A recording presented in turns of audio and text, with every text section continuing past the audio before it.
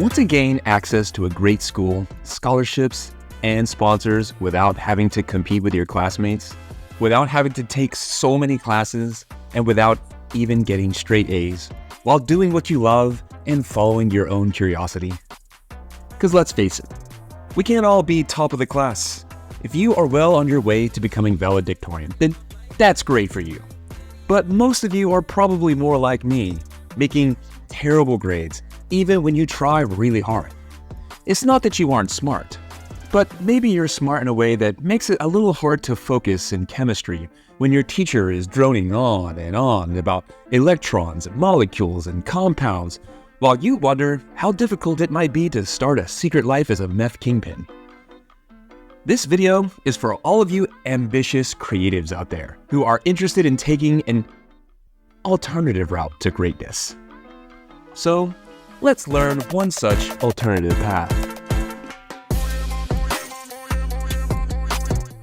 In this video, I'm going to cover how to gain access to a closed community with experts in your domain of interest, how to find, start, and roll up a small experiment into an epic challenge so that we can create a Saturday morning project that will get you into your dream school, or possibly even an Ivy League school. This is part 2 of 3 of the Ivy League Admissions Strategy Series. Now, in the previous video, which I would recommend you watch before this one, we learned that the first major step is to develop a deep interest by doing a lot of reading, and the importance of an innovative, sloganable project.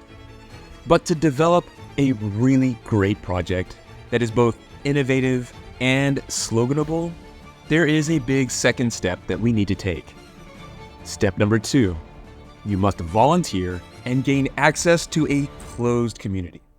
Once you have developed a deep interest and read everything you can possibly find about the subject, the next step is to set aside an hour or two to volunteer each week, serving at some local expert's office or at a professional office in your domain of interest. So what is a closed community? Well, an open community is one in which anyone can gain access. So a closed community is one where only insiders are welcome. You want to go where no student has gone before. This will give you insider access that will intrigue your audience, even if your audience is an admissions clerk reading not just your essay, but 1,000 other essays in the next hour. Find problems you can help solve. Show up every week at the same hour and pay your dues to earn their trust. If you keep showing up, you'll find a way to make yourself useful. And once you start solving a problem, you can then pitch them on letting you take on a slightly bigger project. Don't promise too much, but deliver on your promise and earn their trust. It's not that difficult, but it will take some time. Again, just like reading, there's no shortcut here. You can't come in with a big project idea. They aren't there to serve your admissions needs. You are there to serve them. And it is only by spending time learning about them that you can find project proposal ideas that actually solve their problems. It doesn't need to be a lot of time. For example, you could simply spend 1 hour every Saturday morning volunteering for a local organization. Or you could spend an hour at a set time on the weekdays to volunteer. But you would also want to set aside an hour each Saturday morning to personally develop a project that you can do for them. Or simply spend an hour each Saturday morning researching your deep interest, which should be related to your volunteer work. If you do this every week, those hours will add up, and the spread out consistency of it will keep the subject just top of mind enough to keep your ideas turning over in your unconscious mind. If you are really interested in the subject, eventually you will stumble upon some possibly very innovative ideas. Once you successfully solve a small problem, you can roll that up into a bigger project. If you watch many of my videos, then you know that I read a lot of books. I read books like Steve Jobs and Bill Gates Build Tech. I love to capitalize on other people's ideas. And most of the good ideas in this video come from Cal Newport's book on how to become a high school superstar. And lucky for us, Cal Newport did the research to find out how actual students actually got into great schools. Let's revisit one of the examples that we saw in the previous video of this series and look at how Jessica was able to gain access to a closed community and then roll up her project into an epic one. First, Jessica started a business blog. After Jessica began getting visitors to her site, she used it to get free access to expensive tech conferences. She simply called up the organizers. In exchange for a free ticket to their very expensive conference, she offered to write an article about the experience. This would help the tech conference to gain a much younger audience. Now, this last part is very important because it includes the with. What's in it for me? While you could try to rely on your adorable good looks and charming young naivete, it's always better if you can find something you could uniquely offer. Offer your youth, your energy, and your services in exchange for a learning experience. Now, as a student, you can often gain access to big conferences if you promise to attend as a young journalist. At the very least, you can write a paper for class and earn some extra credit. And the more expensive the conference, the more exclusive the access, the better. You can use each success as a platform to pitch your newer, bigger, more ambitious project and achieve an even greater success. The process looks something like this. Start small, succeed. Go bigger, repeat. The key to this strategy is that it is innovative. It's new and relatively unusual. These more unusual achievements are actually easier to accomplish, but harder to explain. And that's exactly what we want, because you can establish yourself as even more impressive with less effort. You still need to master a skill, but the steps toward mastery are far less obvious to your audience, the admissions people. What you want is something that is hard to explain, but actually not too hard to do. Or maybe just hard enough to do that it is impressive, but not so hard that you need to outperform the world's smartest, hardest working overachievers to pull it off. Now, to find your unusual, unique achievement, you have to put it to the failed simulation test. I explained this in detail in the first video, but let's take one more look because it is critical to outmaneuvering the competition.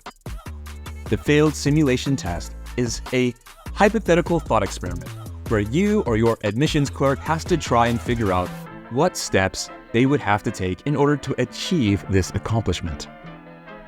First, we'll take a look at a bad example. Becoming a chess champ. Would this pass the failed simulation test? Well, let's see if we can imagine what the steps towards mastery would be. To become a chess champion, one would probably have to play a lot of chess, read books on openings, mid-game strategies, and end-game strategies, find a good coach or mentor, and attend a lot of competitions. It might take a lot of effort and skill, but anyone can imagine what the process looks like. That's why this fails the failed simulation test. Now let's look at a better example. Think about publishing a book or a game. Can you simulate in your mind what the steps in this process would be? You would need to gain access to a publisher at some point, but I'm not sure exactly how to do that. You might need an agent of some kind if they don't accept unsolicited work. You would need to become an expert, but that's not really enough. You would need some kind of interesting angle so that the audiences take interest when they read the title and see the cover. You would probably need to establish an audience on social media, but even a small audience is not easy to attain. You see, the process here is filled with mystery and difficult to answer questions. That's why this passes the failed simulation test. Because if you wrote an essay on how you achieved it, the admissions clerk would be eager to see the details of how you did it. This gives you a story, one filled with specifics they haven't heard before or could previously have imagined. So remember, you need an achievement with a process that is not hard to do, but hard to explain. So we want to achieve something that is hard to explain, but we also need to make it sloganable. We need a catchy title that makes it clear what we achieved in one line. But you cannot do this in isolation. You do actually need to go out and prove yourself within a closed community. Because I know what you're thinking. You're thinking you can skip steps, or that you could just do this from your computer in your room. And that brings us to the failed simulation test versus sloganable paradox. These kind of ideas almost never come to you if you just sit down and try to come up with them. Anything you try to come up with is going to be typical and cliche. Truly good ideas only come to you as you become an expert within that domain. It makes sense if you think about it. If this was something that you could just come up with by sitting and thinking about it, it wouldn't pass the failed simulation test. It would be too obvious. To find something that isn't obvious, you have to look where no one else is looking. Unfortunately, I did not know this strategy when I was in high school. And I didn't attend an Ivy League school. Instead, I spent a lot of money to attend a private art school. After a few years working as a professional artist at various different animation, web design, and game development studios, as well as a few dry spells not working as a professional artist, between working for studios, I found myself working in the glamorous jobs like waiter at a local seafood restaurant, Disneyland face painter, waiter at an Italian food restaurant, substitute teacher, and waiter at not-so-Australian, Australian-themed not-to-be-named food chain restaurant, English teacher in South Korea. The creative arts can be very unreliable, in case you haven't heard. But eventually I did find myself working as a high school teacher. During my years as a high school teacher, I developed a deep interest in game-based learning. Together with my game design students, we decided to create our own world peace mega game. This took research. After seeing 5th grade teacher John Hunter's TED Talk, I read and watched everything I could get my hands on about his world peace game. That led me to Buckminster Fuller's World Game. But neither of these gave me the mechanics I needed to create a game for high schoolers and college students. So I went down a deep rabbit hole and entered the world of designer board games. We had to play and reverse engineer a lot of economic Euro games. But even that was not enough. It didn't really work until we found a niche of a niche in political science mega games. And this was a relatively unknown closed community. So we created our first working prototype. At first, we tested it with 6 players, and once that worked, we then tried it with an entire class. After that, we modified it to work for 40 students and got another graphic design class to join in. We scheduled to play it consecutively for 4 90-minute class periods over the course of a week. I even got to invite my friends and family to play the game coming in from outside the school. I posted videos and articles about our game in the online mega game communities. We changed the name of the game to Alliance, the ultimate world leader political science mega game. And we published the game so that other teachers could try it. I even got invited to run the game at multiple universities in multiple countries. I ran the game multiple times in South Korea and Taiwan. I ran it once in Malaysia, once in Singapore, and other people have run my game in Canada, multiple Midwest states here in America, and recently I even got a chance to run it at Dartmouth College together with some very serious state wargamers from the Naval War College. It also led me to publishing several of my own educational card games. This project definitely passes the failed simulation test.